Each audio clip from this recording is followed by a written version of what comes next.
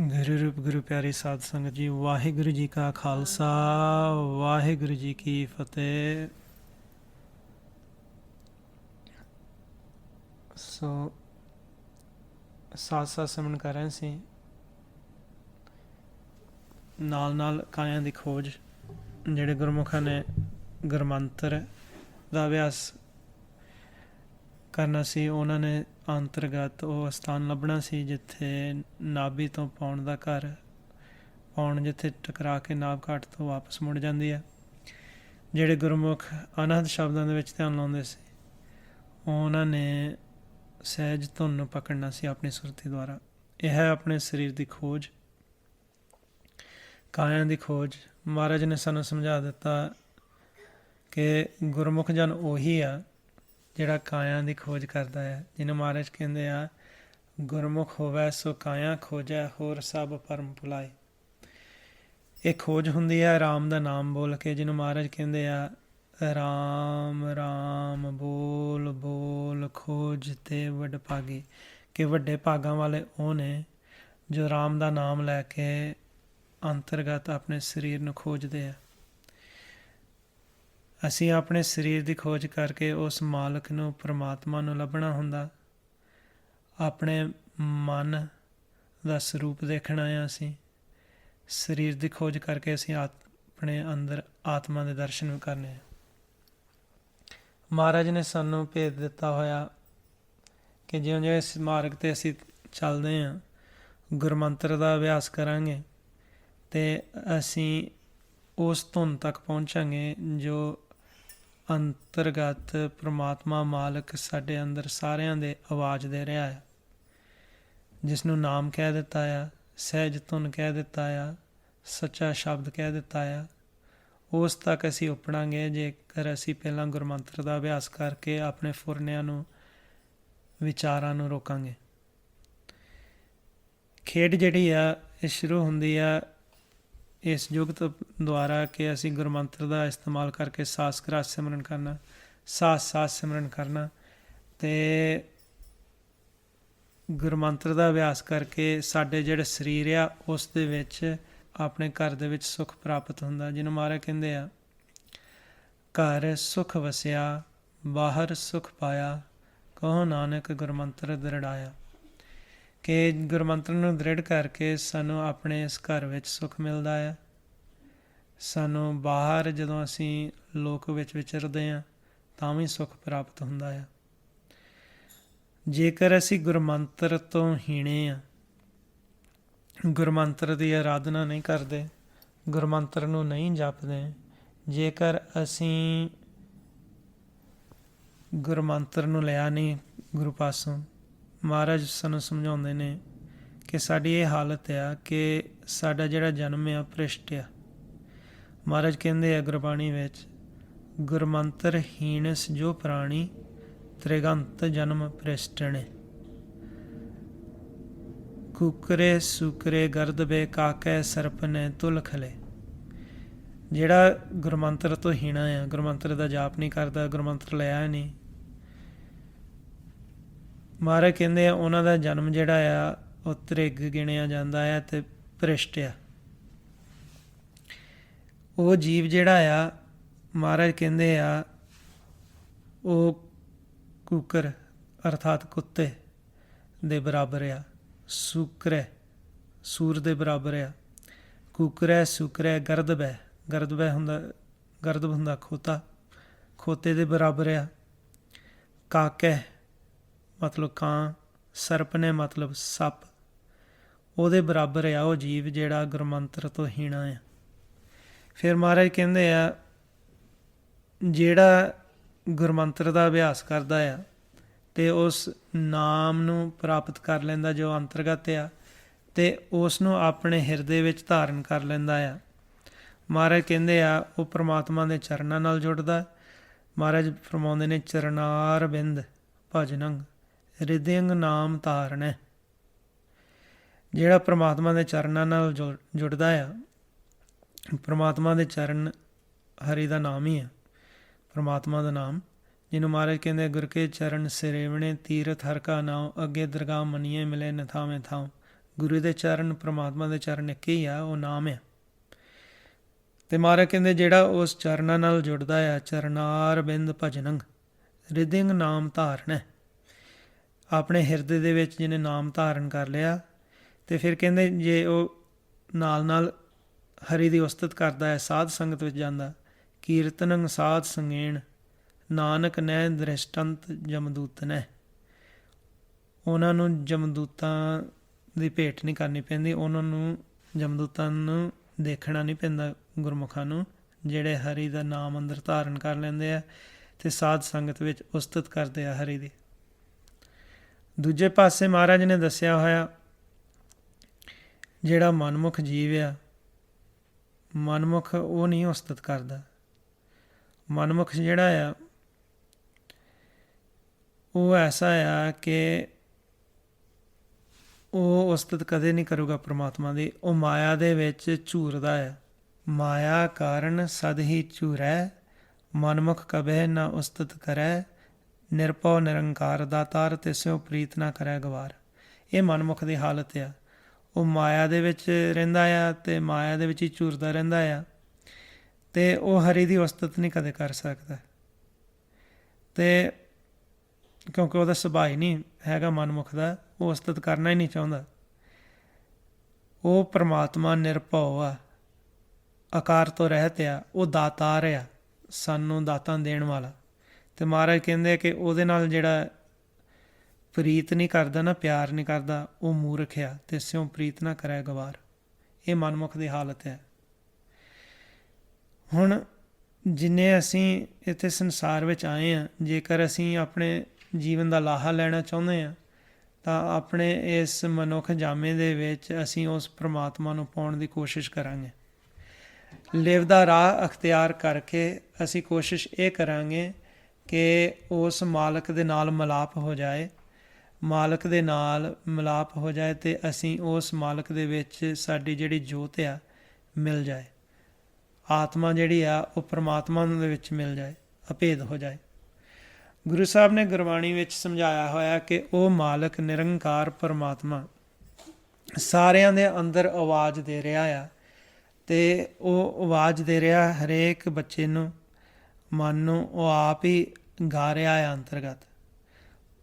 ਉਸ ਬਚਨ ਨੂੰ ਅਨਹਦ ਸ਼ਬਦ, ਅਨਹਦ ਬਾਣੀ ਕਹਿ ਦਿੱਤਾ ਆ, ਨਾਮ ਕਹਿ ਦਿੱਤਾ ਆ, ਜੋ ਪਰਮਾਤਮਾ ਆਪ ਉਚਾਰਨ ਕਰ ਰਿਹਾ, ਉਸ ਨੂੰ ਰਾਗ ਵੀ ਕਹਿ ਦਿੱਤਾ ਆ। ਮਹਾਰਾਜ ਨੇ ਸਾਨੂੰ ਸਮਝਾਇਆ ਹੋਇਆ ਗੁਰਬਾਣੀ ਦੇ ਵਿੱਚ ਕਿ ਉਹ ਮਾਲਕ ਸਾਰਿਆਂ ਨੂੰ ਆਵਾਜ਼ ਦਿੰਦਾ ਆ, ਉਸ ਦੀ ਆਵਾਜ਼ ਪਕੜ ਕੇ ਅਸੀਂ ਆਪਣੇ ਘਰ ਵਿੱਚ, ਨਿਜ ਮਹਿਲ ਵਿੱਚ ਜਾਣਾ ਹੁੰਦਾ। ਜਿੰਨੇ ਜੀਵ ਆ ਉਹ ਭਾਵੇਂ ਮਨੁੱਖ ਦੇ ਰੂਪ ਦੇ ਵਿੱਚ ਹੋਣ ਜਾਂ ਕੋਈ ਹੋਰ ਜੂਨ ਦੇ ਵਿੱਚ ਕੋਈ ਜੀਵ ਆ, ਹਰੇਕ ਦੇ ਅੰਦਰ ਉਹ ਆਵਾਜ਼ ਚੱਲਦੀ ਆ। ਮਹਾਰਾਜ ਕਹਿੰਦੇ ਕਿ ਅੱਜ ਜਿਹੜਾ ਅਸੀਂ ਬ੍ਰਹਿਮੰਡ ਦੇਖ ਰਹੇ ਹਾਂ, ਇਹ ਸਾਰਾ ਨਾਮ ਦੁਆਰਾ, ਉਸ ਸ਼ਬਦ ਦੁਆਰਾ ਹੀ ਪ੍ਰਗਟ ਹੋਇਆ ਜੋ ਪ੍ਰਮਾਤਮਾ ਬਚਨ ਬੋਲਦੇ ਆ, ਆਵਾਜ਼ ਦੇ ਰਿਹਾ, ਜਿਹਨੂੰ ਮਹਾਰਾਜ ਕਹਿੰਦੇ ਉਤਪਤ ਪਰਲੋ ਸ਼ਬਦੇ ਹੋਵੇ, ਸ਼ਬਦੇ ਹੀ ਫਿਰ ਉਪਤ ਹੋਵੇ। ਉਸ ਨੂੰ ਨਾਮ ਕਹਿ ਦਿੱਤਾ। ਜੇਤਾ ਕੀਤਾ ਤੇਤਾ ਨਾਉ, ਮਿਣ ਨਾਮੈ ਨਾਹੀ ਕੋ ਥਾਉ। ਕਿ ਨਾਮ ਤੋਂ ਬਗੈਰ ਕੋਈ ਜਗ੍ਹਾ ਨਹੀਂ ਹੈਗੀ। ਜੋ ਕੁਛ ਮਹਾਰਾਜ ਨੇ ਇੱਥੇ ਬਣਾਇਆ ਹੋਇਆ ਹੈ ਇਸ ਬ੍ਰਹਿਮੰਡ ਦੇ ਵਿੱਚ, ਅਤੇ ਕੋਟਾਂ ਹੀ ਬ੍ਰਹਿਮੰਡਾਂ ਨੂੰ ਮਹਾਰਾਜ ਨੇ ਸਾਜਿਆ ਹੋਇਆ, ਉਹ ਸਭ ਨਾਮ ਦੁਆਰਾ ਆ। ਨਾਮ ਦੇ ਨਾਲ ਅਸੀਂ ਜੁੜ ਕੇ ਅਸੀਂ ਉਸ ਮਾਲਕ ਦੇ ਵਿੱਚ ਅਭੇਦ ਹੋਣਾ ਆ, ਜਿਹਨੂੰ ਮਹਾਰਾਜ ਕਹਿੰਦੇ ਆ ਹਰੀ ਦੇ ਜਨ ਜਿਹੜੇ ਆ ਉਹ ਨਾਮ ਵਿੱਚ ਸਮਾਉਂਦੇ ਨੇ। ਹਰ ਜਨ ਹਰ ਹਰ ਨਾਮ ਸਮਾਣੇ, ਦੁਖ ਜਨਮ ਮਰਨ ਭਵ ਖੰਡਾ ਹੈ, ਅਬਨਾਸੀ ਪੁਰਖ ਪਾਇਆ ਪਰਮੇਸ਼ਰ ਬੋ ਸੋਭ ਖੰਡ ਬ੍ਰਹਿਮੰਡਾ ਹੈ।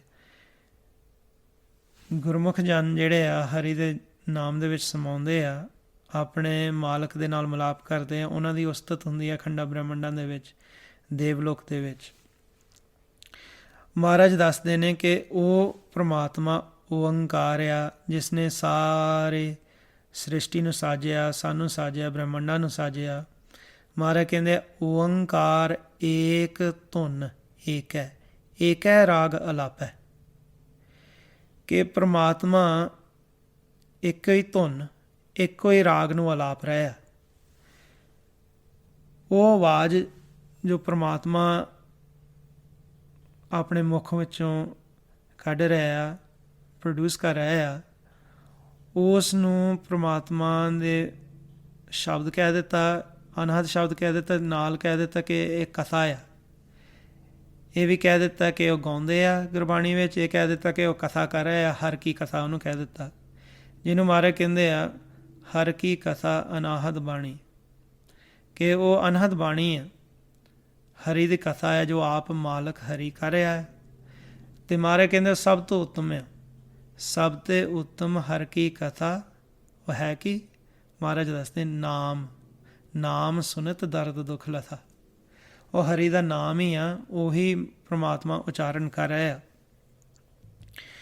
ਹੁਣ ਉਹ ਇੱਕੋ ਹੀ ਧੁਨ ਆ, ਇੱਕੋ ਹੀ ਨਾਦ ਆ, ਅਤੇ ਉਸ ਨੂੰ ਰਾਗ ਕਹਿ ਦਿੱਤਾ, ਉਹ ਅਲਾਪ ਰਿਹਾ, ਅਤੇ ਉਹ ਸਾਨੂੰ ਆਤਮਾ ਦੇ ਰਾਹੀਂ ਸਾਡੇ ਅੰਦਰ ਸੁਣਾਈ ਦਿੰਦਾ ਆ ਸ਼ਬਦ, ਸਾਡੇ ਸੁਖਮਨਾ ਨਾੜੀ ਦੇ ਵਿੱਚ। ਤਾਂ ਮਹਾਰਾਜ ਨੇ ਕਹਿ ਦਿੱਤਾ ਕਿ ਸੁਖਮਨ ਕਹਿ ਕਰ ਰਾਗ ਸੁਣ, ਸੁਨ ਮੰਡਲ ਲੈ ਬੁਲਾਏ, ਕਿ ਉਸ ਰਾਗ ਨੂੰ ਤੁਸੀਂ ਸੁਖਮਨ ਦੇ ਘਰ ਦੇ ਵਿੱਚ ਬੈਠ ਕੇ ਸੁਣੋ, ਜੋ ਸੈਂਟਰਲ ਚੈਨਲ ਸਾਡੀ ਰੀੜ੍ਹ ਦੀ ਹੱਡੀ ਦੇ ਨਾਲ ਚੱਲਦਾ ਆ। ਸੁਖਮਨਾ ਨਾੜੀ ਜਿਸ ਨੂੰ ਕਹਿ ਦਿੱਤਾ, ਉਹ ਸੁੰਗੜੀ ਹੋਈ ਆ, ਉਸ ਦੇ ਵਿੱਚ ਆਤਮਾ ਹੈ। ਆਤਮਾ ਦੇ ਰਾਹੀਂ ਪ੍ਰਮਾਤਮਾ ਸਾਨੂੰ ਸਾਰਿਆਂ ਨੂੰ ਆਵਾਜ਼ ਦੇ ਰਿਹਾ ਹੈ। ਸਾਡਾ ਮਾਲਕ ਸਾਨੂੰ ਆਵਾਜ਼ ਦੇ ਰਿਹਾ ਆ ਆਤਮਾ ਦੇ ਰਾਹੀਂ। ਉਹ ਆਵਾਜ਼ ਸਾਨੂੰ ਅੰਦਰੋਂ ਸੁਣਦੀ ਆ ਅਨਹਦ ਸ਼ਬਦਾਂ ਦੇ ਰੂਪ ਦੇ ਵਿੱਚ। ਹੁਣ ਉਹ ਹੈ ਤਾਂ ਇੱਕੋ ਹੀ ਨਾਦ, ਪਰ ਜਿੱਥੇ ਜਿੱਥੇ ਸੁਰਤੀ ਦਾ ਟਿਕਾਓ ਹੁੰਦਾ ਆ, ਉਹ ਵੱਖ-ਵੱਖ ਕਿਸਮ ਦੇ ਸਾਨੂੰ ਫਿਰ ਸ਼ਬਦ ਅੰਦਰ ਸੁਣਦੇ ਆ। ਜਿਵੇਂ ਉਦਾਹਰਨ ਵਜੋਂ ਅਸੀਂ ਦ੍ਰਿਸ਼ਟਮਾਨ ਰੂਪ ਦੇ ਵਿੱਚ ਦੇਖਦੇ ਹਾਂ ਕਿ ਜਿਹੜੇ ਲੋਕ ਫਲੂਟ ਪਲੇ ਕਰਦੇ ਆ, ਬਾਂਸਰੀ ਜਦੋਂ ਵਜਾਉਣ ਵਾਲਾ ਵਿੱਚ ਫੂਕ ਮਾਰਦਾ ਆ ਅਤੇ ਇੱਕੋ ਹੀ ਆਵਾਜ਼ ਨਿਕਲਦੀ ਹੈ। ਜਿਉਂ-ਜਿਉਂ ਵੱਖ-ਵੱਖ ਮੋਰੀਆਂ ਨੂੰ ਕਵਰ ਕਰਦਾ ਫਲੂਟ 'ਤੇ, ਉਹ ਵੱਖ-ਵੱਖ ਆਵਾਜ਼ ਧੁਨ ਪ੍ਰੋਡਿਊਸ ਹੁੰਦੀ ਆ। ਇਵੇਂ ਹੀ ਮਾਲਕ ਸਾਡਾ ਪ੍ਰਮਾਤਮਾ ਇੱਕੋ ਹੀ ਨਾਦ ਵਿੱਚ ਆਵਾਜ਼ ਦੇ ਰਿਹਾ ਹੈ, ਅਤੇ ਵੱਖ-ਵੱਖ ਪੁਆਇੰਟ 'ਤੇ ਸਾਡੀ ਸੁਰਤੀ ਦਾ ਜਿੱਥੇ ਟਿਕਾਓ ਹੁੰਦਾ ਆ, ਉੱਥੇ ਵੱਖ-ਵੱਖ ਪੁਆਇੰਟ 'ਤੇ ਸਾਨੂੰ ਆਵਾਜ਼ ਸੁਣਾਈ ਦਿੰਦੀ ਆ। ਇਹ ਸੁਖਮਨਾ ਨਾੜੀ ਦੇ ਵਿੱਚ ਵੀ ਛੇਕ ਨੇ। ਜਦੋਂ ਉਹ ਛੇਕਾਂ ਦੇ ਵਿੱਚੋਂ ਆਤਮਾ ਦਾ ਪ੍ਰਕਾਸ਼ ਹੁੰਦਾ ਹੈ ਤਾਂ ਥੋੜ੍ਹੀ ਥੋੜ੍ਹੀ ਲਾਈਟ ਵਿੱਚੋਂ ਨਿਕਲਦੀ ਹੈ ਅਤੇ ਨਾਲ ਨਾਲ ਆਵਾਜ਼ ਪ੍ਰਗਟ ਹੁੰਦੀ ਹੈ। ਜਦੋਂ ਉਹ ਲਾਈਟ ਪ੍ਰਕਾਸ਼ ਨਾਭ ਘਾਟ 'ਤੇ ਹੁੰਦਾ ਆ ਅਤੇ ਉਹਨੂੰ ਬ੍ਰਹਮ ਅਗਨ ਕਹਿ ਦਿੱਤਾ। ਜਦੋਂ ਉੱਪਰਲੇ ਪਾਸੇ ਜਿੱਥੇ ਸੁਖਮਨਾ ਨਾੜੀ ਬੰਦ ਹੁੰਦੀ ਆ, ਉੱਥੋਂ ਲਾਈਟ ਨਿਕਲਦੀ ਆ, ਉਹਨੂੰ ਬ੍ਰਹਮ ਜੋਤ ਕਹਿ ਦਿੱਤਾ ਹੈ ਗੁਰਬਾਣੀ ਦੇ ਵਿੱਚ। ਅਤੇ ਨਾਲ ਨਾਲ ਸ਼ਬਦ ਪ੍ਰਗਟ ਹੁੰਦਾ ਹੈ, ਜਿਉਂ-ਜਿਉਂ ਉਹ ਲਾਈਟ ਨਿਕਲਦੀ ਆ ਆਤਮਾ ਦੀ, ਥੋੜ੍ਹਾ ਥੋੜ੍ਹਾ ਪ੍ਰਕਾਸ਼ ਹੁੰਦਾ ਆ ਉਸ ਸੁਖਮਨਾ ਨਾੜੀ ਦੇ ਵਿੱਚੋਂ, ਉਹਨਾਂ ਛੇਕਾਂ ਦੇ ਵਿੱਚੋਂ। ਹੁਣ ਮਹਾਰਾਜ ਨੇ ਫਿਰ ਉਦਾਹਰਨ ਵਜੋਂ ਸਾਨੂੰ ਸਮਝਾਇਆ ਹੋਇਆ ਕਿ ਇਹ ਪ੍ਰਮਾਤਮਾ ਆਪ ਹੀ ਗਾ ਰਿਹਾ ਆ, ਅਤੇ ਸਾਨੂੰ ਉਦਾਹਰਨ ਦੇ ਦਿੱਤੀ ਭਗਤ ਕਬੀਰ ਜੀ ਨੇ ਗੁਰਬਾਣੀ ਦੇ ਵਿੱਚ ਕਿ ਦੁਆਪਰ ਦੇ ਯੁੱਗ ਦੇ ਵਿੱਚ ਕ੍ਰਿਸ਼ਨ ਭਗਵਾਨ ਦੁਆਪਰ ਯੁੱਗ ਦੇ ਅਵਤਾਰ ਸਨ, ਜੋ ਬਾਂਸਰੀ ਵਜਾਉਂਦੇ ਸੀ, ਅਤੇ ਜਿਹੜੀਆਂ ਗੋਪੀਆਂ ਸੀਗੀਆਂ ਉਹ ਮੋਹਿਤ ਹੋ ਜਾਂਦੀਆਂ ਸੀ ਉਹਨਾਂ ਨੂੰ ਸੁਣ ਸੁਣ ਕੇ, ਅਤੇ ਹਰੇਕ ਸੋਚਦੀ ਸੀ ਕਿ ਮੈਂ ਆਪਣੇ ਮਾਲਕ ਨਾਲ, ਕ੍ਰਿਸ਼ਨ ਭਗਵਾਨ ਨਾਲ ਨੱਚ ਰਹੀ ਹਾਂ। ਅਤੇ ਭਗਤ ਕਬੀਰ ਜੀ ਨੇ ਸਾਨੂੰ ਸਮਝਾਇਆ ਹੋਇਆ ਇਹੀ ਉਦਾਹਰਨ ਦੇ ਕੇ, ਕਹਿੰਦੇ ਕਿ ਉਹ ਮਾਲਕ ਸਾਡਾ ਪ੍ਰਮਾਤਮਾ, ਉਹ ਕ੍ਰਿਸ਼ਨ ਦਾ ਨਿਆਈ ਆ, ਉਹਨਾਂ ਨੂੰ ਵੀ ਕ੍ਰਿਸ਼ਨ ਕਹਿ ਦਿੱਤਾ ਪ੍ਰਮਾਤਮਾ ਨੂੰ। ਅਤੇ ਕਹਿੰਦੇ ਕਿ ਇੱਕ ਵਨ ਦੇ ਵਿੱਚ ਆ ਅਸੀਂ ਕਿ ਆਸ-ਪਾਸ ਤੁਲਸੀ ਦਾ ਬਨ ਆ, ਆਸ-ਪਾਸ ਕਨ ਤੁਰਸੀ ਕਾ ਬਿਰਵਾ ਮਾਜ ਬਨਾ ਰਸ ਗਾਊਂ ਰੇ, ਕਿ ਪ੍ਰਮਾਤਮਾ ਅੰਦਰ ਗਾ ਰਿਹਾ ਆ। ਜਦੋਂ ਉਸ ਮਾਲਕ ਨੂੰ ਸਾਡੀ ਜਿਹੜੀ ਸੁਰਤੀ ਆ ਤੱਕਦੀ ਆ, ਜਦੋਂ ਅਸੀਂ ਉਸ ਮਾਲਕ ਦੇ ਦਰਸ਼ਨ ਕਰਦੇ ਹਾਂ, ਉਹਾਂ ਕਾ ਸਰੂਪ ਦੇਖ ਮੋਹੀ ਗਵਾਰਨ, ਮੋਕੋ ਛੋੜ ਨਾ ਆਓ ਨਾ ਜਾਹੂ ਰੇ। ਫਿਰ ਸਾਡੀ ਸੁਰਤੀ ਉੱਥੇ ਬੇਨਤੀ ਕਰਦੀ ਹੈ ਕਿ ਮੈਨੂੰ ਛੱਡ ਕੇ ਨਾ ਕਦੇ ਜਾਈਂ, ਤੂੰ ਆਉਣਾ ਜਾਣਾ ਜਿਹੜਾ ਉਹ ਖਤਮ ਕਰ ਦੇ, ਤੂੰ ਮੇਰੇ ਨਾਲ ਹੀ ਵਸ। ਇੱਦਾਂ ਮੋਹੀ ਜਾਂਦੀ ਹੈ ਸਾਡੀ ਸੁਰਤੀ। ਤੋਹੇ ਚਰਨ ਮਨ ਲਾਗੋ ਸਾਰੰਗ ਧਰ, ਕਿ ਮੇਰਾ ਜਿਹੜਾ ਮਨ ਆ ਉਹ ਤੁਹਾਡੇ ਚਰਨਾਂ ਨਾਲ ਜੁੜ ਗਿਆ, ਤੁਹਾਡੇ ਨਾਮ ਨਾਲ ਜੁੜ ਗਿਆ। ਸੋ ਮਿਲੈ ਜੋ ਵਡਭਾਗੋ ਰਹਾਓ, ਕਿ ਉਹ ਮਿਲਦਾ ਹੈ ਤੁਹਾਡੇ ਨਾਲ ਜਿਹਦੇ ਵੱਡੇ ਭਾਗ ਹੋਣ।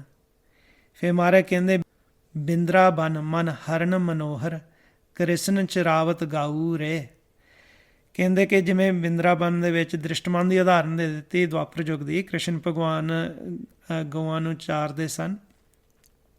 ਇੱਦਾਂ ਹੀ ਮਹਾਰਾਜ ਸਾਡੇ ਇਸ ਸਰੀਰ ਨੂੰ ਚਾਰਦੇ ਆ। ਇਹਨੂੰ ਭੋਜਨ ਜਿਹੜਾ ਇਹਦਾ ਨਿਸ਼ਚਿਤ ਕੀਤਾ ਹੋਇਆ ਤ੍ਰੈਗੁਣਾਂ ਦੇ ਵਿੱਚ, ਇਸ ਸਾਡੇ ਸਰੀਰ ਨੂੰ ਚਾਰਦੇ ਆ। ਅਤੇ ਸਾਡਾ ਅੰਦਰੋਂ ਜਿਹੜਾ ਮਨ ਹੈ ਉਹ ਗੋਪੀ ਦੀ ਨਿਆਈ ਆ, ਜਿਹੜਾ ਮੋਹਿਆ ਜਾਂਦਾ ਉਹਦੀ ਆਵਾਜ਼ ਅੰਦਰੋਂ ਸੁਣ ਕੇ ਉਹਦੇ ਗਾਉਂਦੇ ਨੂੰ।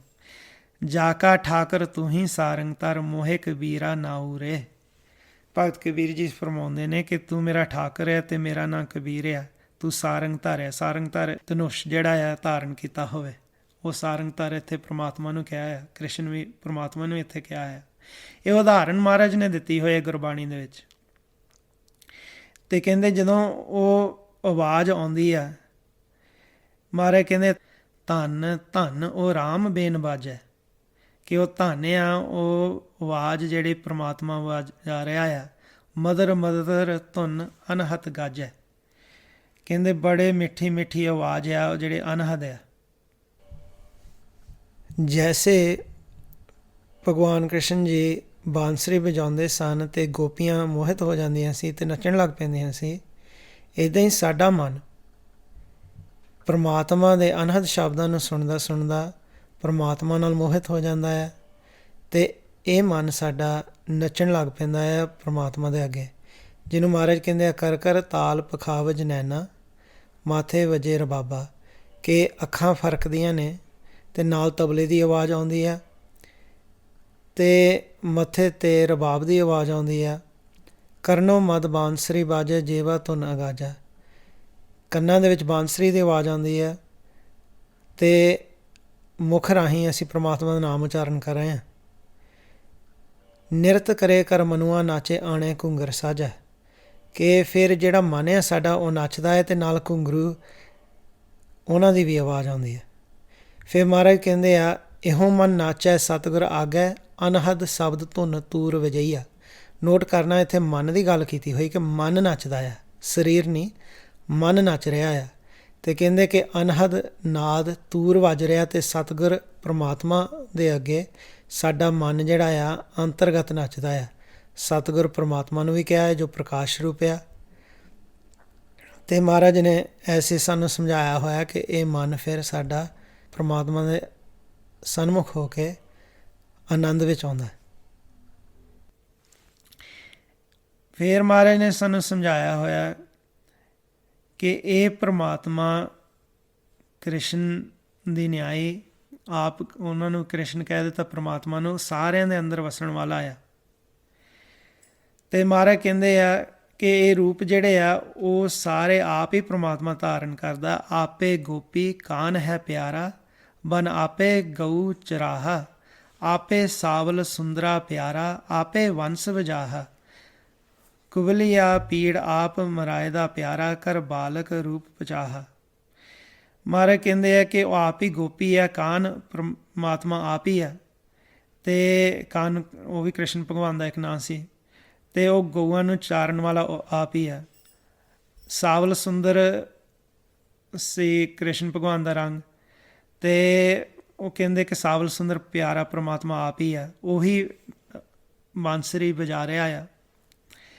ਕੁਵਲੀਆ ਪੀਰ ਜੋ ਹਾਥੀ ਸੀ ਉਹਨੂੰ ਮਾਰਨ ਵਾਲਾ ਵੀ ਪਰਮਾਤਮਾ ਆ। ਪਰਮਾਤਮਾ ਨੇ ਉਸ ਬਾਲਕ ਦਾ ਰੂਪ ਧਾਰਨ ਕੀਤਾ, ਜਿਵੇਂ ਵੱਖ-ਵੱਖ ਯੁੱਗਾਂ ਦੇ ਵਿੱਚ ਪਰਮਾਤਮਾ ਆ ਕੇ ਇੱਥੇ ਅਵਤਾਰਾਂ ਦੇ ਰੂਪ ਦੇ ਵਿੱਚ ਆਏ, ਪਰਮਾਤਮਾ ਨੇ ਉਹ ਰੂਪ ਧਾਰਨ ਕੀਤੇ।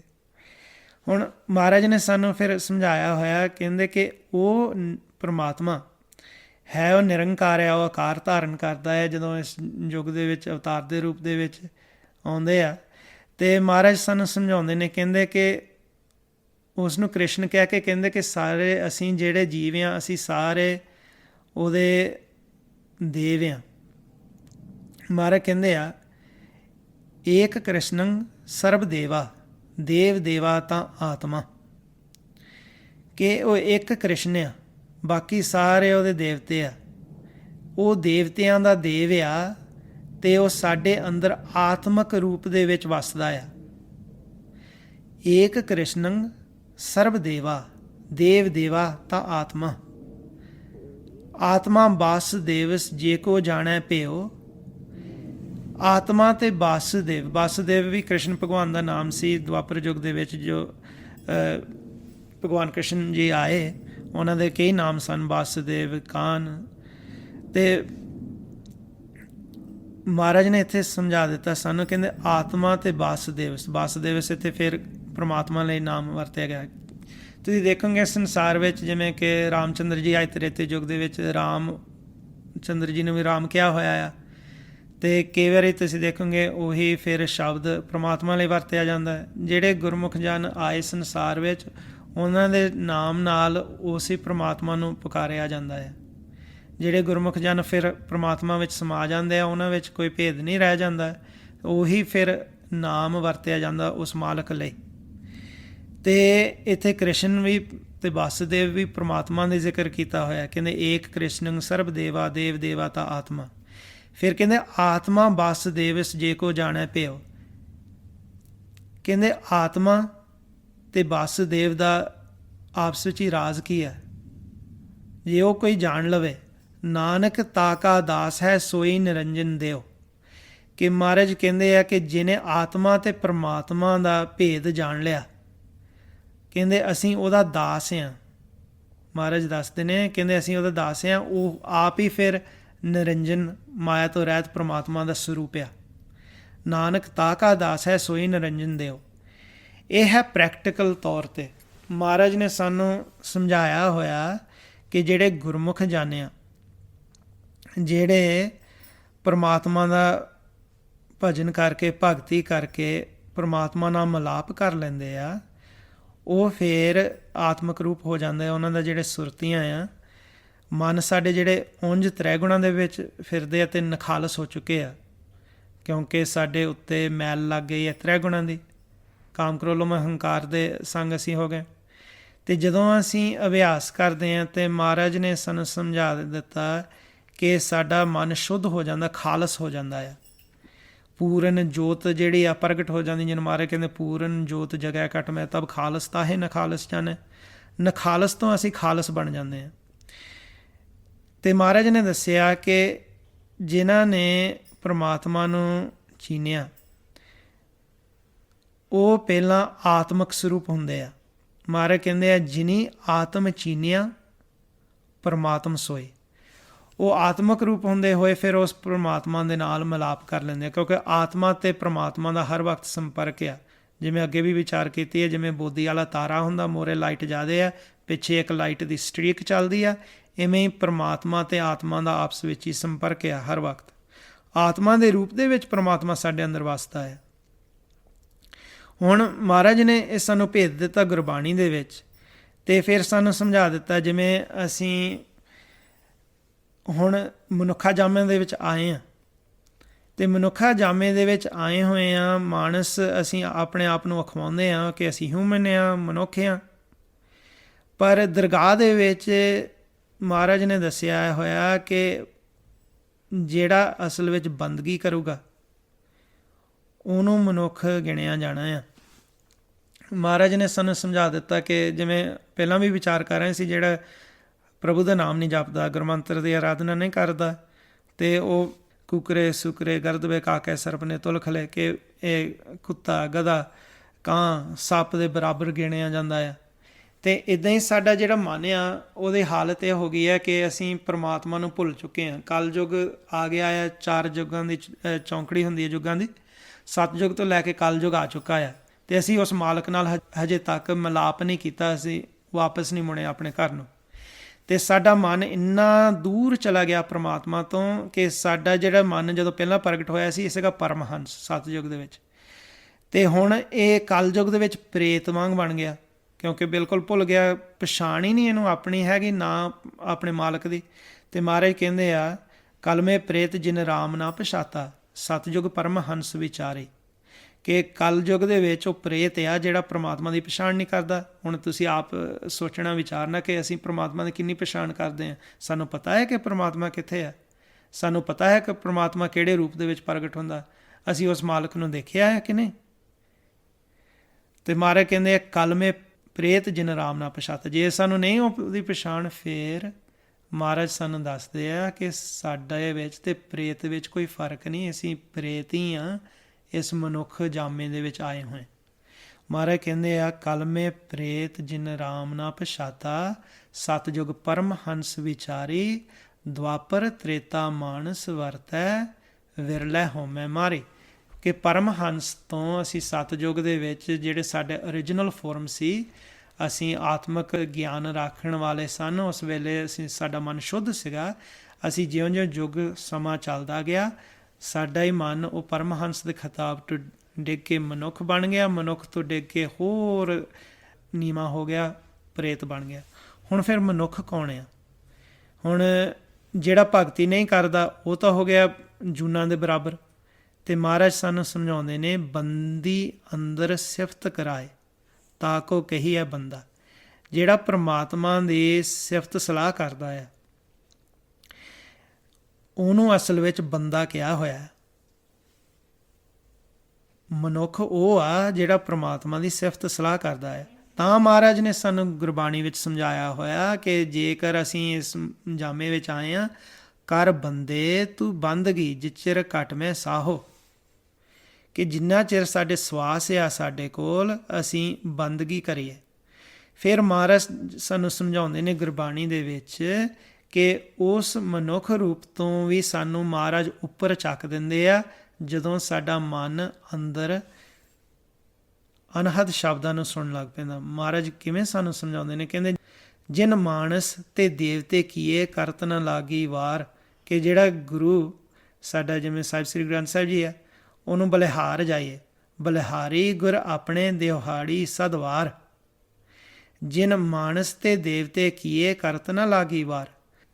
ਉਹਨਾਂ ਦੀ ਸਿੱਖਿਆ ਲੈ ਕੇ ਅਸੀਂ ਮਾਨਸ ਤੋਂ ਆਪਣਾ ਜਿਹੜਾ ਮਨ ਆ, ਜਿਸ ਆਇਆ ਮਨੁੱਖ ਜਾਮੇ ਦੇ ਵਿੱਚ, ਇਹਦੇ ਵਿੱਚ ਰਹਿੰਦਾ ਹੋਇਆ ਦੇਵਤਾ ਬਣ ਜਾਂਦਾ ਆ। ਸਾਡਾ ਜਿਹੜਾ ਮਨ ਆ ਕਿੱਥੋਂ ਪ੍ਰੇਤ ਸੀਗਾ, ਭਗਤੀ ਤੋਂ ਹੀਣਾ, ਕਿੱਥੇ ਇਸ ਰਾਹ 'ਤੇ ਤੁਰ ਪਿਆ ਅਤੇ ਬੰਦੇ ਵਾਂਗ ਬਣ ਗਿਆ, ਅਤੇ ਕਿੱਥੇ ਜਾ ਕੇ ਬੰਦੇ ਤੋਂ ਸਾਨੂੰ ਮਹਾਰਾਜ ਦੇਵਤਾ ਬਣਾ ਦਿੰਦੇ ਆ। ਉਹ ਕਿਹੜਾ ਸਥਾਨ ਆ ਜਿੱਥੇ ਦੇਵਤਾ ਫਿਰ ਮਨ ਅਖਵਾਉਂਦਾ ਹੈ ਸਾਡਾ? ਮਹਾਰਾਜ ਸਾਨੂੰ ਦੱਸਦੇ ਨੇ, ਕਹਿੰਦੇ, ਦੇਵ ਸਥਾਨੇ ਕਿਆ ਨਿਸ਼ਾਨੀ। ਕਹਿੰਦੇ ਦੇਵ ਲੋਕ ਦੀ ਕੀ ਨਿਸ਼ਾਨੀ ਆ? ਤਹਿ ਬਾਜੇ ਸ਼ਬਦ ਅਨਾਹਦ ਬਾਣੀ। ਕਹਿੰਦੇ ਉੱਥੇ ਅਨਹਦ ਸ਼ਬਦ ਵੱਜਦੇ ਆ। ਅਤੇ ਜਦੋਂ ਸਾਡਾ ਮਨ ਉਹਨਾਂ ਅਨਹਦ ਸ਼ਬਦਾਂ ਨੂੰ ਸੁਣਨ ਲੱਗ ਪੈਂਦਾ, ਫਿਰ ਸਾਡਾ ਵੀ ਮਨ ਉਸ ਵੇਲੇ ਦੇਵਤਾ ਬਣਿਆ ਹੁੰਦਾ ਆ। ਸੋ ਕਿੱਥੋਂ ਸਾਡਾ ਮਨ ਪ੍ਰੇਤ ਹੁੰਦਾ ਹੈ, ਕਿਤੇ ਜਾ ਕੇ ਦੇਵਤਾ ਬਣ ਜਾਂਦਾ ਹੈ। ਇਹ ਜੇਕਰ ਅਸੀਂ ਮਹਾਰਾਜ ਦੀ ਸਿੱਖਿਆ ਮੁਤਾਬਕ ਜੀਵਨ ਵਿੱਚ ਚੱਲੀਏ ਤਾਂ ਸਾਡਾ ਜਿਹੜਾ ਮਨ ਆ ਉਹਦਾ ਰੂਪ ਹੀ ਬਦਲ ਜਾਂਦਾ ਹੈ। ਅਤੇ ਮਹਾਰਾਜ ਨੇ ਸਾਨੂੰ ਇਹ ਫਿਰ ਤਾਂ ਸਮਝਾ ਦਿੱਤਾ ਕਿ ਉਹ ਪ੍ਰਮਾਤਮਾ ਇੱਕ ਹੀ ਆ, ਬਾਕੀ ਸਾਰੇ ਉਹ ਦੇਵਤੇ ਆ। ਅਤੇ ਜੇਕਰ ਉਸ ਮੰਜ਼ਿਲ 'ਤੇ ਪਹੁੰਚਦੇ ਆ ਅਤੇ ਕਹਿੰਦੇ ਕਿ ਜਿਹਨੇ ਉਸ ਆਤਮਾ ਅਤੇ ਪ੍ਰਮਾਤਮਾ ਦਾ ਭੇਦ ਪਾ ਲਿਆ, ਅਤੇ ਉਹ ਆਪ ਹੀ ਨਿਰੰਜਨ ਪ੍ਰਮਾਤਮਾ ਦਾ ਰੂਪ ਆ। ਜਿਹਨੂੰ ਮਹਾਰਾਜ ਕਹਿੰਦੇ ਆ ਕਿ ਜਿਹਨੇ ਆਪਣੀ ਪਛਾਣ ਕਰ ਲਈ, ਉਹਦੇ ਵਿੱਚ ਅਤੇ ਪ੍ਰਮਾਤਮਾ ਵਿੱਚ ਕੋਈ ਫਰਕ ਨਹੀਂ ਹੈਗਾ। ਇੱਕ ਤਾਂ ਮਹਾਰਾਜ ਕਹਿੰਦੇ ਆ ਕਿ ਹਰ ਹਰ ਜਨ ਦੋਈ ਏਕ ਹੈ, ਬਿਬ ਵਿਚਾਰ ਕਛ ਨਾਹੀਂ, ਜਲ ਤੇ ਉਪਚ ਤਰੰਗ ਜਿਉ ਜਲ ਹੀ ਬਿਕੈ ਸਮਾਏ। ਕਿ ਹਰ ਅਤੇ ਹਰੀ ਦੇ ਜਨ ਇੱਕ ਹੀ ਆ, ਉਹਨਾਂ ਦੇ ਵਿੱਚ ਕੋਈ ਫਰਕ ਨਹੀਂ। ਅਤੇ ਮਹਾਰਾਜ ਕਹਿੰਦੇ ਆ ਕਿ ਜਿਹਨੇ ਆਪਣੀ ਪਛਾਣ ਕਰ ਲਈ, ਨਾਨਕ ਗੁਰਮੁਖ ਆਪ ਪਛਾਣੇ ਪ੍ਰਭ ਜੈਸੇ ਅਬਿਨਾਸੀ। ਕਿ ਜਿਹਨੇ ਗੁਰਮੁਖ ਨੇ ਆਪਣੀ ਪਛਾਣ ਕਰ ਲਈ, ਉਹਦੇ ਵਿੱਚ ਅਤੇ ਪ੍ਰਮਾਤਮਾ ਦੇ ਵਿੱਚ ਕੋਈ ਫਰਕ ਨਹੀਂ ਰਹਿ ਜਾਂਦਾ। ਸੋ ਆਹ ਦੇਖੋ ਕਿ ਮਹਾਰਾਜ ਨੇ ਸਾਨੂੰ ਗੁਰਬਾਣੀ ਸਮਝਾ ਦਿੱਤਾ, ਜੇ ਭਗਤ ਤੋਂ ਅਸੀਂ ਹੀਣੇ ਹਾਂ ਅਤੇ ਅਸੀਂ ਪਸ਼ੂਆਂ ਦੇ ਬਰਾਬਰ ਹਾਂ। ਅਤੇ ਜੇਕਰ ਅਸੀਂ ਉਹ ਕੁੱਤਾ, ਗਧਾ, ਸੱਪ, ਸੂਰ ਇਹਨਾਂ ਦੇ ਬਰਾਬਰ ਹਾਂ ਤਾਂ ਉਹਨਾਂ ਹੀ ਜੂਨਾਂ ਦੇ ਵਿੱਚ ਸਾਨੂੰ ਵਾਪਸ ਭੇਜਿਆ ਜਾਊਗਾ। ਜੇਕਰ ਅਸੀਂ ਬੰਦਗੀ ਕਰਨ ਲੱਗ ਪੈਂਦੇ ਤਾਂ ਸਾਨੂੰ ਗਿਣਿਆ ਜਾਂਦਾ ਕਿ ਇਹ ਮਨੁੱਖ ਆ। ਦਰਗਾਹ ਦੇ ਵਿੱਚ ਸਾਨੂੰ ਕਹਿਣਗੇ ਕਿ ਹਾਂ, ਇਹ ਮਨੁੱਖ ਦੇ ਤੌਰ 'ਤੇ ਚੱਲਿਆ ਹੋਇਆ ਸੀ, ਰਾਹ 'ਤੇ ਤੁਰਿਆ ਹੋਇਆ ਸੀਗਾ। ਖੁਸ਼ੀ ਵਾਲੀ ਗੱਲ ਹੈ। ਜੇਕਰ ਅਸੀਂ ਅਨਹਦ ਸ਼ਬਦਾਂ ਤੱਕ ਪਹੁੰਚ ਜਾਂਦੇ ਹਾਂ, ਸਾਡਾ ਮਨੁੱਖ ਤੋਂ ਵੀ ਮਨ ਉੱਪਰ ਉੱਠ ਜਾਂਦਾ, ਦੇਵ ਲੋਕ ਦੇ ਵਿੱਚ ਸਥਾਨ ਇਹਨੂੰ ਮਿਲਦਾ ਆ, ਇਹ ਦੇਵਤਾ ਬਣ ਜਾਂਦਾ ਆ। ਫਿਰ ਜੇਕਰ ਅਸੀਂ ਭਗਤੀ ਕਰੀ ਜਾਂਦੇ ਹਾਂ ਅਤੇ ਆਪਣੇ ਆਤਮਾ ਦੇ ਦਰਸ਼ਨ ਕਰਦੇ ਹਾਂ, ਅਤੇ ਫਿਰ ਸਾਡੇ ਵਿੱਚ ਅਤੇ ਪ੍ਰਮਾਤਮਾ ਦੇ ਵਿੱਚ ਕੋਈ ਫਰਕ ਹੀ ਨਹੀਂ ਰਹਿ ਜਾਂਦਾ।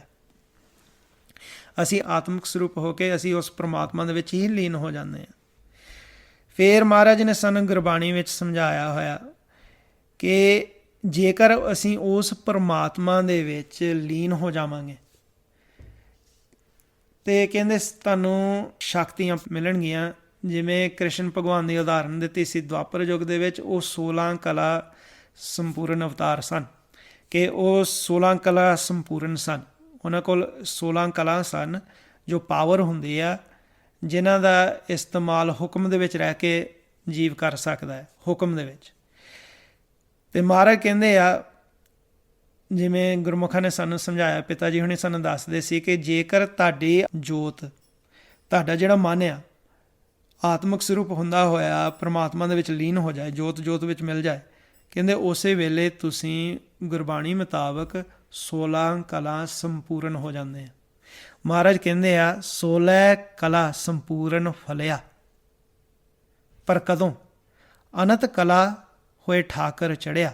ਜਦੋਂ ਤੁਸੀਂ ਉਸ ਅਨੰਤ ਕਲਾ ਵਾਲੇ ਪਰਮਾਤਮਾ ਦੇ ਵਿੱਚ ਮਿਲਾਪ ਕਰ ਲੈਂਦੇ, ਤੁਹਾਡੇ ਜਿਹੜਾ ਮਨ ਦੀ ਅਵਸਥਾ ਇਹ ਹੋ ਜਾਂਦੀ ਕਿ ਤੁਸੀਂ 16 ਕਲਾ ਸੰਪੂਰਨ ਉਦੋਂ ਹੋ ਜਾਂਦੇ ਆ।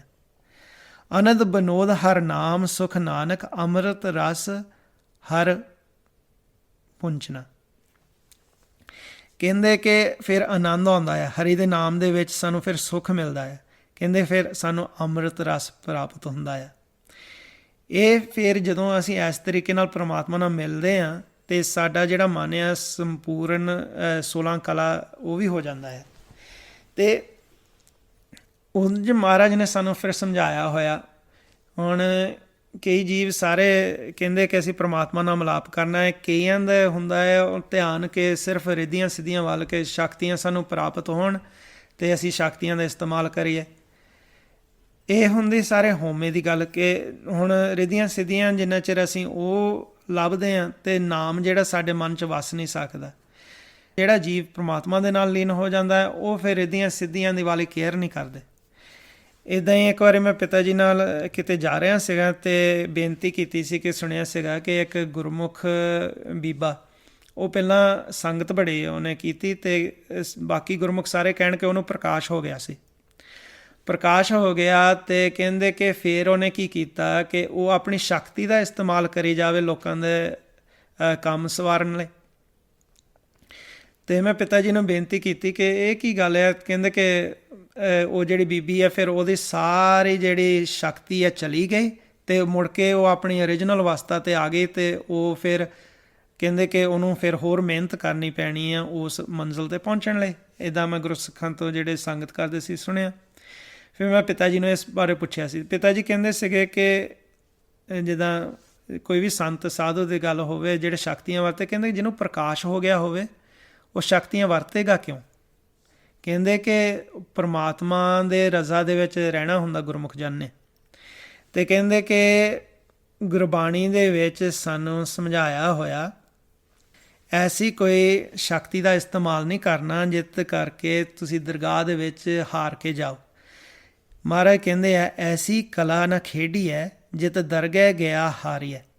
ਪਿਤਾ ਜੀ ਤੋਂ ਇਹ ਸਿੱਖਿਆ ਲੈ ਕੇ ਪਿਤਾ ਜੀ ਨੇ ਸਮਝਾਇਆ ਕਿ ਜਿਹੜਾ ਪ੍ਰਕਾਸ਼ ਤੱਕ ਪਹੁੰਚ ਜਾਂਦਾ ਉਹ ਤਾਂ ਸਾਰਿਆਂ ਨਾਲੋਂ ਉੱਪਰਲੀ ਅਵਸਥਾ ਹੁੰਦੀ ਹੈ। ਜਿਹੜਾ ਉਸ ਅਵਸਥਾ 'ਤੇ ਪਹੁੰਚ ਜਾਂਦਾ ਉਹਦਾ ਸੁਭਾਅ ਗੁਰਮੁਖ ਵਾਲਾ ਹੁੰਦਾ ਹੈ। ਤਾਂ ਮਹਾਰਾਜ ਨੇ ਕਿਹਾ ਕਿ ਜਿਹੜਾ ਉਸ ਸਥਾਨ 'ਤੇ ਪਹੁੰਚ ਜਾਏ, ਲੱਗੜੀ ਸੋ ਥਾਨ ਜੋੜਨ ਹਾਰੈ ਜੋੜੀਆ, ਨਾਨਕ ਲਹਿਰੀ ਲੱਖ ਸੈ ਆਨ ਡੁੱਬਣ ਦੇ ਨਾ ਮਾਂ ਪੇਰੀ। ਜਿਹੜਾ ਪ੍ਰਕਾਸ਼ ਵਿੱਚ ਪਹੁੰਚ ਜਾਂਦਾ ਉਹਦਾ ਸੁਭਾਅ ਗੁਰਮੁਖ ਵਾਲਾ ਹੁੰਦਾ, ਉਹ ਗੁਰਮਤਿ ਮੁਤਾਬਕ ਚੱਲਦਾ ਹੈ ਅਤੇ ਉਹਨੂੰ ਕੋਈ ਚਿੰਤਾ ਨਹੀਂ ਹੁੰਦੀ, ਉਹਨੂੰ ਕਿਸੇ ਨਾਲ ਦੁਬਿਧਾ ਨਹੀਂ ਹੁੰਦੀ, ਉਹਦਾ ਤਾਂ ਸੁਭਾਅ ਹੀ ਵੱਖਰਾ ਹੁੰਦਾ ਆ। ਅਤੇ ਮਹਾਰਾਜ ਦਾ ਸ਼ੁਕਰ ਅਸੀਂ ਮਨਾਉਂਦੇ ਹਾਂ ਕਿ ਸਾਨੂੰ ਐਸੇ ਗੁਰਸਿੱਖਾਂ ਦੀ ਸੰਗਤ ਮਿਲੀ। ਅਤੇ ਅਸੀਂ ਦੇਖ ਸਕਦੇ ਅੱਜ ਕੱਲ੍ਹ ਤਾਂ ਬਹੁਤ ਕਹਿ ਦਿੰਦੇ ਕਿ ਮੈਨੂੰ ਵੀ ਪ੍ਰਕਾਸ਼, ਕੋਈ ਕਹਿ ਦਿੰਦਾ ਮੈਨੂੰ ਵੀ ਪ੍ਰਕਾਸ਼ ਹੋ ਜਾਂਦਾ, ਦੂਜਾ ਕਹਿੰਦਾ ਮੈਨੂੰ ਵੀ ਪ੍ਰਕਾਸ਼ ਹੁੰਦਾ ਆ। ਸਾਰੇ ਕਹੀ ਜਾਂਦੇ ਕਿ ਪ੍ਰਕਾਸ਼ ਹੁੰਦਾ ਹੈ। ਮਹਾਰਾਜ ਕਹਿੰਦੇ ਆ ਕਿ ਘਾਟ ਨਾ ਕਿ ਨਹੀਂ ਕਹਾਇਆ, ਸਭ ਕਹਤੇ ਹੈ ਪਾਇਆ, ਜਿਸ ਮੇਲੇ ਸੋ ਭਗਤਾ। ਕਿ ਘੱਟ ਤਾਂ ਕੋਈ ਵੀ ਨਹੀਂ ਆਖਦਾ, ਉਹ ਸਾਰੇ ਕਹਿੰਦੇ ਕਿ ਅਸੀਂ ਪਾ ਲਿਆ ਉਸ ਮਾਲਕ ਨੂੰ। ਪਰ ਕਹਿੰਦੇ ਕਿ ਜਿਹਨੂੰ ਉਹ ਅਸਲ ਵਿੱਚ ਮਿਲਦਾ ਹੈ ਨਾ ਉਹੀ ਅਸਲ ਭਗਤ ਆ। ਹੁਣ ਕਈ ਗੁਰਮੁਖ ਜਾਣੇ ਆ ਉਹਨਾਂ ਨੇ ਬਾਹਰੋਂ ਤਾਂ ਪ੍ਰਮਾਤਮਾ ਦੇ ਦਰਸ਼ਨ ਕੀਤੇ ਆ, ਇਹ ਬਹੁਤ ਵੱਡੀ ਗੱਲ ਆ ਬਾਹਰੋਂ ਬ੍ਰਹਮ ਜੋਤ ਦੇ ਦਰਸ਼ਨ ਕਰਨੇ। ਅਤੇ ਜਿਹੜਾ ਬਾਹਰੋਂ ਦਰਸ਼ਨ ਕਰ ਲੈਂਦਾ ਜਾਂ ਅਨਹਦ ਸ਼ਬਦਾਂ ਨੂੰ ਸੁਣਦਾ ਆ, ਸਹਿਜ ਧੁਨ ਤੱਕ ਉੱਪੜ ਗਿਆ ਆ, ਉਹ ਤਾਂ ਐਂਡ ਸਮੇਂ ਵੀ ਸਮਾ ਕੇ ਸੱਚ ਵਿੱਚ ਸਿੱਧਾ ਧਿਆਨ ਲਾ ਸਕਦਾ, ਸਹਿਜ ਧੁਨ ਵਿੱਚ ਲਾ ਕੇ ਅਮਰ ਵੀ ਹੋ ਸਕਦਾ ਆ। ਪਰ ਜਿਹੜੀ ਅਖੀਰਲੀ ਅਵਸਥਾ ਹੁੰਦੀ ਹੈ, ਜੇ ਜੀਂਦੇ ਜੀ ਅਸੀਂ ਹਾਸਲ ਕਰਨੀ ਚਾਹੁੰਦੇ, ਜਿਹੜੀ ਸਾਡੇ ਮੰਜ਼ਿਲ ਹੋਣੀ ਚਾਹੀਦੀ, ਉਹ ਹੈ ਜੀਵਨ ਮੁਕਤ ਹੋਣਾ, ਕਿ ਜੀਂਦਿਆਂ ਜੀ ਅਸੀਂ ਪ੍ਰਮਾਤਮਾ ਦੇ ਵਿੱਚ ਲੀਨ ਰਹੀਏ। ਜਿਹੜਾ ਉਸ ਦੇ ਵਿੱਚ ਮਿਲ ਜਾਂਦਾ ਉਹ ਮੁੜ ਕੇ ਉੱਥੋਂ ਡਿੱਗਦਾ ਨਹੀਂ। ਅਤੇ ਜਿਹੜਾ ਗੁਰਮੁਖ ਜਨ, ਜਿਵੇਂ ਪਿਤਾ ਜੀ ਹਨ, ਉਹਨਾਂ ਨੇ ਪ੍ਰਕਾਸ਼ ਵਿੱਚ ਸਮਾਇਆ ਆਪਣੇ ਮਨ ਨੂੰ, ਅਤੇ ਜਦੋਂ ਗੁਰਮੁਖ ਜਨ ਇਹਦਾ ਸਮਾ ਜਾਂਦੇ ਆ, ਉਹਨਾਂ ਦਾ ਸੁਭਾਅ ਵੱਖਰਾ ਹੀ ਹੁੰਦਾ ਆ। ਸੋ ਜਿਨ੍ਹਾਂ ਨੇ ਸੰਗਤ ਕੀਤੀ ਐਸੇ ਗੁਰਸਿੱਖਾਂ ਦੀ, ਉਹ ਤਾਂ ਬਹੁਤ ਲੱਕੀ ਆ, ਉਹਨਾਂ ਨੂੰ ਭੇਦ ਮਿਲ ਜਾਂਦਾ ਕਿ ਜਿਹਨੇ ਵਾਕਿਆ ਪਰ ਕਿਸੇ ਨੂੰ ਪ੍ਰਕਾਸ਼ ਹੋਇਆ ਹੋਵੇ, ਜੀਵਨ ਮੁਕਤ ਹੋਵੇ, ਅੰਦਰੋਂ ਪ੍ਰਕਾਸ਼ ਉਹਨਾਂ ਨੂੰ ਹੋਵੇ, ਉਹਨਾਂ ਦਾ ਸੁਭਾਅ ਤਾਂ ਇੱਦਾਂ ਦਾ ਹੋਣਾ ਚਾਹੀਦਾ। ਉਹੀ ਸੁਭਾਅ ਗੁਰਸਿੱਖਾਂ ਦਾ ਆ, ਜਿਹੜੇ ਪ੍ਰਕਾਸ਼ ਦੇ ਵਿੱਚ ਲੀਨ ਹੋ ਜਾਂਦੇ ਆ, ਉਹ ਗੁਰਮਤਿ ਮੁਤਾਬਕ ਚੱਲਦੇ ਆ। ਅਤੇ ਜਿਹੜੇ ਰਿੱਧੀਆਂ ਸਿੱਧੀਆਂ ਚਾਹੁੰਦੇ ਆ, ਅਤੇ ਮਹਾਰਾਜ ਕਹਿੰਦੇ ਆ ਕਿ ਉਹ ਕਲਾ ਨਹੀਂ ਖੇਡਦੇ। ਜਿਹੜੇ ਗੁਰਮੁਖ ਜਨ ਆ, ਜਿਹੜੇ ਹਜੇ ਰਾਹ 'ਚ ਤੁਰੇ ਹੁੰਦੇ ਆ, ਉਹਨਾਂ ਨੂੰ ਥੋੜ੍ਹੀਆਂ ਵਾਲੀਆਂ ਸ਼ਕਤੀਆਂ ਆ ਜਾਂਦੀਆਂ, ਉਹ ਸ਼ਕਤੀਆਂ ਦਾ ਇਸਤੇਮਾਲ ਕਰਕੇ ਉਹ ਫਿਰ ਮੁੜ ਕੇ ਡਿੱਗ ਜਾਂਦੇ, ਅਤੇ ਉਹਨਾਂ ਨੂੰ ਮਿਹਨਤ ਕਰਨੀ ਪੈਂਦੀ ਆ ਉੱਪਰ ਫਿਰ ਮੁੜ ਕੇ ਇਸ ਮੰਜ਼ਿਲ 'ਤੇ ਚੜ੍ਹਨ ਲਈ। ਅਤੇ ਜਿਹੜਾ ਪੂਰੀ ਤਰ੍ਹਾਂ ਪ੍ਰਕਾਸ਼ ਵਿੱਚ ਚਲੇ ਜਾਂਦਾ ਆ, ਉਹ ਫਿਰ ਗੁਰਮਤਿ ਮੁਤਾਬਕ ਜੀਂਦਾ ਆ, ਉਹ ਇੱਦਾਂ ਪ੍ਰਮਾਤਮਾ ਦਾ ਹੁਕਮ ਨਹੀਂ ਭੰਗ ਕਰਦਾ। ਅਤੇ ਮਹਾਰਾਜ ਨੇ ਫਿਰ ਦੱਸਿਆ ਹੋਇਆ ਕਿ ਜੇਕਰ ਅਸੀਂ ਸ਼ਕਤੀਆਂ ਦਾ ਇਸਤੇਮਾਲ ਕਰਦੇ ਹਾਂ ਨਾ, ਕਹਿੰਦੇ ਕਿ ਉਹੀ ਸ਼ਕਤੀ ਦੇਣ ਵਾਲਾ ਪ੍ਰਮਾਤਮਾ ਹੈ, ਤਾਂ ਉਹੀ ਉਸ ਨੂੰ ਖੋਹਣ ਵਾਲਾ ਹੈ। ਮਹਾਰਾਜ ਕਹਿੰਦੇ ਆ, ਕਲਾ ਧਰੈ ਹਿਰੈ ਸੋਈ, ਏਕ ਤੂੰ ਹੀ, ਕਿ ਉਹ ਕਲਾ ਦਿੰਦਾ ਆ ਪ੍ਰਮਾਤਮਾ, ਅਤੇ ਹਿਰੈ ਦਾ ਮਤਲਬ ਕਿ ਉਹ ਖੋਹ ਵੀ ਲੈਂਦਾ ਆ। ਜੇ ਅਸੀਂ ਸੋਚਦੇ ਹਾਂ ਕਿ ਅਸੀਂ ਸ਼ਕਤੀਆਂ ਵਰਤਾਂਗੇ ਅਤੇ ਲੋਕਾਂ ਦੀ ਵਾਹ ਇੱਥੇ ਹਾਸਲ ਕਰਾਂਗੇ ਦੁਨੀਆ ਦੇ ਵਿੱਚ, ਜਾਂ ਅਸੀਂ ਐਸੇ ਹੋਮੇ ਦੇ ਵਿੱਚ ਵਿਚਰਦੇ ਹਾਂ ਸੰਸਾਰ ਵਿੱਚ ਕਿ ਅਸੀਂ ਆਪਣੇ ਸੋਭਾ ਚਾਹੁੰਦੇ ਹਾਂ, ਅਤੇ ਚੇਤੇ ਰੱਖੋ ਕਿ ਉਹੀ ਸ਼ਕਤੀ ਦੇਣ ਵਾਲਾ ਆ ਮਾਲਕ, ਉਹੀ ਖੋਹਣ ਵਾਲਾ ਆ। ਅਤੇ ਪਿਛਲੇ ਯੁੱਗਾਂ ਦੀਆਂ ਤੁਸੀਂ ਕਹਾਣੀਆਂ ਸੁਣ ਲਓ, ਕਈਆਂ ਦੇ ਉਹਨਾਂ ਨੇ ਸ਼ਕਤੀ ਖੋਈ ਵੀ ਆ, ਕਿਉਂਕਿ ਉਹਨਾਂ ਨੇ ਐਸੀ ਕਲਾ ਵਰਤੀ ਜਿਹੜੀ ਨਹੀਂ ਵਰਤਣੀ ਸੀਗੀ, ਅਤੇ ਫਿਰ ਉਹਨਾਂ ਦੀ ਸ਼ਕਤੀਆਂ ਜਾਂਦੀਆਂ ਲੱਗਦੀਆਂ। ਤਾਂ ਹੀ ਤੁਸੀਂ ਕਈਆਂ ਨੂੰ ਦੇਖੋਗੇ, ਕਈਆਂ ਨੂੰ ਮਾੜੀ ਮੋਟੀ ਰਿੱਧੀ ਸਿੱਧੀ ਆ ਜਾਂਦੀ ਹੈ, ਬਚਨ ਪੂਰਾ ਹੋਣ ਲੱਗ ਪੈਂਦਾ ਆ, ਜਾਂ ਮਾੜਾ ਜਿਹਾ ਭਵਿੱਖ ਦੱਸਣ ਲੱਗ ਪੈਂਦੇ ਆ, ਅਤੇ ਉਹ ਜਦੋਂ ਇੱਦਾਂ ਕਰਦੇ ਆ, ਅਤੇ ਉਹਨਾਂ ਨੂੰ ਹੁੰਦਾ ਕਿ ਵਾਹ ਬਈ ਵਾਹ, ਕਿ ਮੇਰੀ ਕਮਾਈ ਹੋ ਗਈ, ਅਹੰਕਾਰ ਦੇ ਵਿੱਚ ਆ ਜਾਂਦੇ ਆ। ਅਤੇ ਜਿਉਂ-ਜਿਉਂ ਉਹਨਾਂ ਦਾ ਇਸਤੇਮਾਲ ਜ਼ਿਆਦਾ ਕਰਦੇ ਆ, ਅਤੇ ਫਿਰ ਉਹ ਜਦੋਂ ਕਿਸੇ ਦੇ ਸਾਹਮਣੇ ਕਰਦੇ, ਮਹਾਰਾਜ ਉੱਥੇ ਹੀ ਉਹਨਾਂ ਨੂੰ ਸਿੱਟ ਦਿੰਦੇ ਕਿ ਆਹ ਲੈ ਸ਼ਕਤੀ ਤੇਰੀ ਗਈ। ਅਤੇ ਅਗਲਾ ਜਿਹੜੇ ਉਹਨੂੰ ਦੇਖਣ ਵਾਲੇ, ਉਹ ਕਹਿੰਦੇ ਕਿ ਮੈਂ ਤਾਂ ਸੁਣਿਆ ਤੇ 'ਚ ਬਹੁਤ ਸ਼ਕਤੀ ਸੀਗੀ, ਤੇ ਕੱਖ ਵੀ ਨਹੀਂ ਹੈਗਾ। ਫਿਰ ਉਹ ਵੀ ਅਗਲਾ ਦੇਖਦਾ ਰਹਿੰਦਾ ਕਿ ਇਹ ਕੀ ਹੋ ਗਿਆ। ਉਹਨੇ ਸੋਝੀ ਨਹੀਂ ਨਾ ਲਈ ਗੁਰੂ ਪਾਸੋਂ ਕਿ ਅਸੀਂ ਜੀਵਨ ਕਿਵੇਂ ਗੁਜ਼ਾਰਨਾ। ਸਾਡਾ ਮਕਸਦ ਹੋਣਾ ਚਾਹੀਦਾ ਕਿ ਪ੍ਰਮਾਤਮਾ ਨਾਲ ਮਿਲਾਪ ਹੋਵੇ, ਉਸ ਮਾਲਕ ਦੇ ਨਾਲ ਮਿਲਾਪ ਹੋਵੇ, ਪ੍ਰਮਾਤਮਾ ਦੇ ਵਿੱਚ ਭੇਦ ਹੋਈਏ। ਲੋਕਾਂ ਦੀ ਵਾਹ ਖੱਟਣੀ, ਸਮਾਜ ਦੇ ਵਿੱਚ ਸੋਭਾ ਖੱਟਣੀ, ਇਹਦੇ ਵਿੱਚ ਕੁਛ ਖਾਸ ਨਹੀਂ ਰੱਖਿਆ।